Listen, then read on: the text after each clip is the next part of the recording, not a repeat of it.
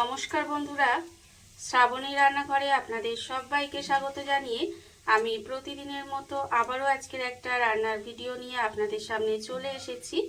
আজকের আমি আপনাদের করলা দিয়ে একটা অসাধারণ রেসিপি বানিয়ে দেখাবো। আশা করি আপনাদের ভালো লাগবে। তার জন্য কিন্তু আমার পুরো ভিডিওটা আপনাদের দেখতে হবে। আর দেখা শুরু করার আগে একটা লাইক দেবেন, সুন্দর একটা কমেন্ট করবেন আর শেয়ার করতে ভুলবেন না। তাহলে চলুন আজকের আমি এই করলা দিয়ে কি বানাই সেটা আপনারা একবার দেখে নিন।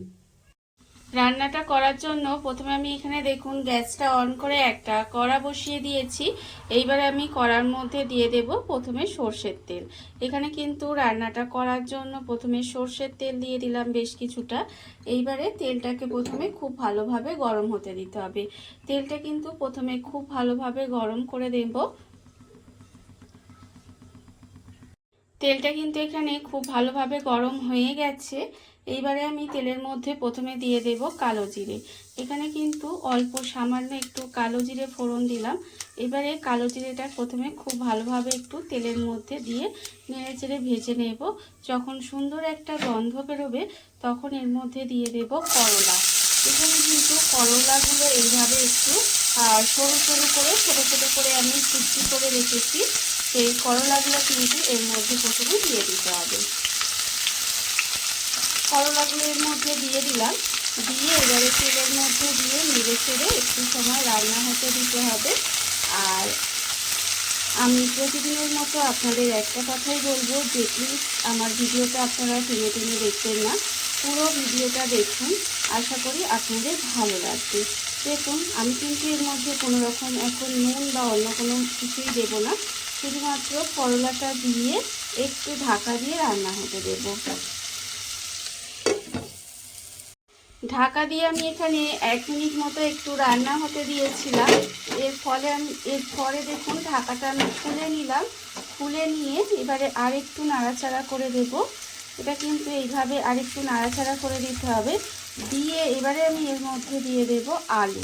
এখানে কিন্তু আলুগুলোকে একদম ছোট ছোট করে কেটে রেখেছি, সেই আলুগুলো কিন্তু এর মধ্যে দিয়ে দিলাম। আলুগুলো দিয়ে আলুটা দিয়ে কিন্তু আবারও একটু সময় নাড়াচাড়া করে নেব। আর এখনও কিন্তু আমি এর মধ্যে কোনো রকম নুন বা অন্য আর কিছুই দিইনি। দেখতেই পাচ্ছেন আলুটা দিয়ে আমি এইভাবে আরেকটু নাড়াচাড়া করে নেব। আর আমার চ্যানেলের নতুন বন্ধু পুরনো বন্ধু সবাইকেই বলছি আমার তরফ থেকে অনেক অনেক ভালোবাসা। পুরনো বন্ধুদের বলবো এইভাবে আমার পাশে থাকার জন্য আপনাদের অসংখ্য অসংখ্য ধন্যবাদ জানাই।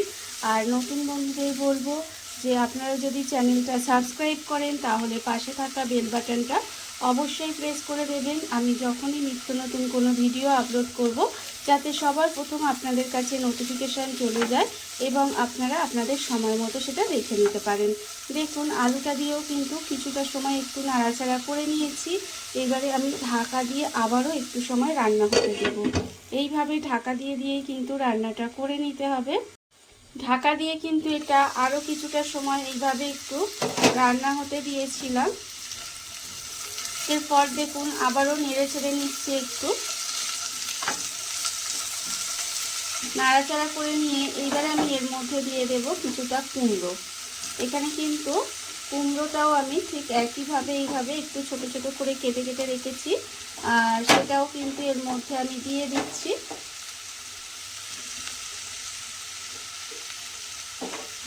কুমড়োটা দিয়েও কিন্তু আমি এইভাবে আবারও মিশিয়ে দেব। মিশিয়ে দিয়ে আবারও কিন্তু ঢাকা দিয়ে কিছুটা সময় রান্না হতে দিতে হবে। এইভাবে ঢাকা দিয়ে দিয়ে রান্নাটা করলে দেখবেন সবজিগুলো খুব তাড়াতাড়ি সেদ্ধ হয়ে ভাজা ভাজা হয়ে যাবে। আর এই রান্নাটায় কিন্তু কোনো রকম আমি জল ব্যবহার করব না, এইভাবে ঢাকা দিয়ে দিয়ে রান্নাটা করব। খেতে কিন্তু অসম্ভব সুন্দর লাগে, বিশেষ করে গরম ভাতের সঙ্গে প্রথম পাতে এরকম যদি একটা করলার রেসিপি থাকে তাহলে দেখবেন এই দিয়েই অনেকটা ভাত খাওয়া হয়ে যাবে। এবারে আমি কুমড়োটা দিয়েও কিন্তু একটু ঢাকা চাপা দিয়ে দেব, দিয়ে আরেকটু সময় এইভাবে একটু রান্না হতে দেব। ঢাকা দিয়ে কিন্তু আমি এখানে আরেকটু সময় কিছুটা রান্না হতে দিয়েছিলাম। দেখুন এরপর কিন্তু আরেকটু আমি নাড়াচাড়া করে নেব। নাড়াচাড়া করে নিয়ে এইবারে কিন্তু আমি এর মধ্যে দিয়ে দেব আন্দাজ মতো নুন। আন্দাজ মতো নুন দিয়ে দিলাম, আর দেব এখানে হলুদের গুঁড়ো, আর আমি এখানে দেব খুব সামান্য একটু লঙ্কার গুঁড়ো দিয়ে আবারও কিন্তু সব কিছু একসঙ্গে ভালো করে মিশিয়ে নিতে হবে। সব কিছু এখানে কিন্তু একসঙ্গে সুন্দর করে মিশিয়ে নেব। মিশিয়ে নিয়ে কিন্তু আবারও ঢাকা চাপা দিয়ে দেব। ঢাকা চাপা দিয়ে আবারও কিছুক্ষণ সময় রান্না হতে দেব। এর ফলে আবারও কিন্তু সবজিটা অনেকটাই সিদ্ধ হয়ে ভাজা ভাজা হয়ে যাবে। আর যতক্ষণ এটা ভাজা ভাজা হয়ে যাচ্ছে ততক্ষণ কিন্তু এইভাবে একটু ঢাকা দিয়ে দিয়ে একটু সময় নিয়ে রান্নাটা আমি করব। ঢাকা দিয়ে কিন্তু আরও কিছুটা সময় আমি রান্না হতে দিয়েছিলাম। এরপর দেখুন আবারও ঢাকাটা খুলে দিয়েছি। খুলে দিয়ে কিন্তু আবারও একটু নাড়াচাড়া করে রান্না করে নিচ্ছি।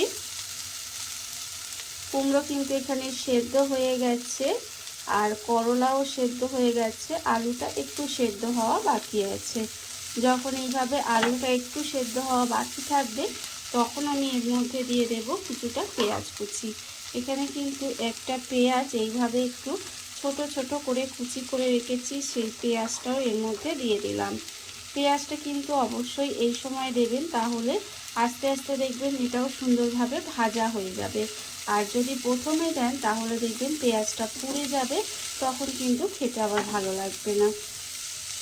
এইভাবে কিন্তু পেঁয়াজটা দিয়েও আমি আবারও একটু নাড়াচাড়া করে দিলাম।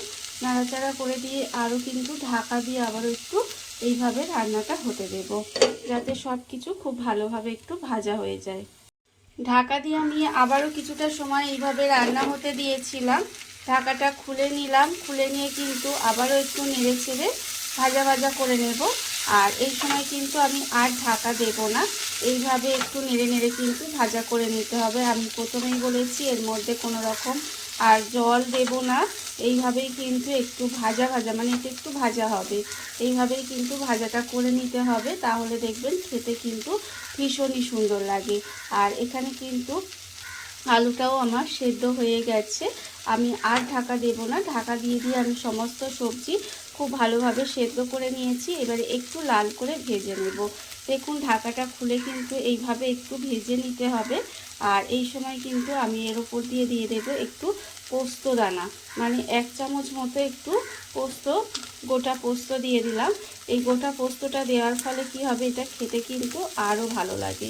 দেখুন এইভাবে গোটা পোস্তটা দিয়ে আর ঢাকা দেওয়ার দরকার নেই, এইভাবে নেড়ে চেড়ে কিন্তু একটু ভাজা ভাজা করে নেব।